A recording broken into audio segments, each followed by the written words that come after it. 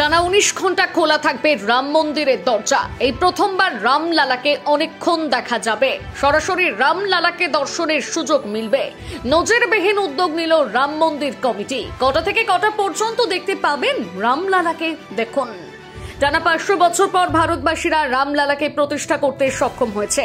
অনেক কালঘাম জড়িয়ে অযোধ্যার বালক রামলালার মূর্তি প্রতিষ্ঠিত হয়েছে।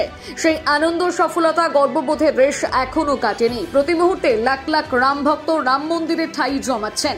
একটিবার এক ঝলক, এক পলক ভগবান শ্রী রামলালাকে দেখবেন বলে দূর দূরান্ত থেকে মানুষ নাওয়া খাওয়া ভুলে রাম মন্দির চত্বরে পড়ে রয়েছেন। ভগবান রামলালার সাক্ষাৎ পাওয়া তো আর চারটিখানি কথা নয়। বিশেষ তিথি, নক্ষত্র এবং বার না থাকলে ভগবান রামচন্দ্রের দর্শন কপালে জোটে না। তবে এবার ভগবান শ্রী রামচন্দ্রের দর্শনের সময়সীমা নিয়ে বিশাল উদ্যোগ নিল রাম মন্দির কমিটি। রাম মন্দির প্রতিষ্ঠার পরেই প্রথম 19 ঘন্টার জন্য রাম মন্দিরের দরজা খোলা রাখা হচ্ছে। অল্প স্বল্প নয়, একেবারে টানা 19 ঘন্টা ভগবান শ্রী রামলালার সাক্ষাৎ পাবেন পবিত্র ভক্তরা। দাঁড়িয়ে দাঁড়িয়ে ঠাঁই দর্শন করা যাবে প্রভু শ্রীরামকে। অপলক দৃষ্টিতে ভক্তি ভরে প্রভু রামলালার বালক মূর্তিকে মন দিয়ে দর্শন করা যাবে। রামনবমীর পবিত্র তিথি ও পবিত্র নক্ষত্রকে মাথায় রেখেই বৃহত্তর সিদ্ধান্ত নিয়েছে রাম মন্দিরের ট্রাস্ট কমিটি। আজ রামনবমীর পবিত্র দিনে ভোর 3:30 রাম মন্দিরের দরজা 19 ঘন্টার জন্য খুলে দেওয়া হয়েছে। আজ রাত 11টা পর্যন্ত ভগবান রামলালার সিংহ দুয়ার ভক্তবৃন্দের জন্য সম্পূর্ণ উন্মুক্ত থাকবে।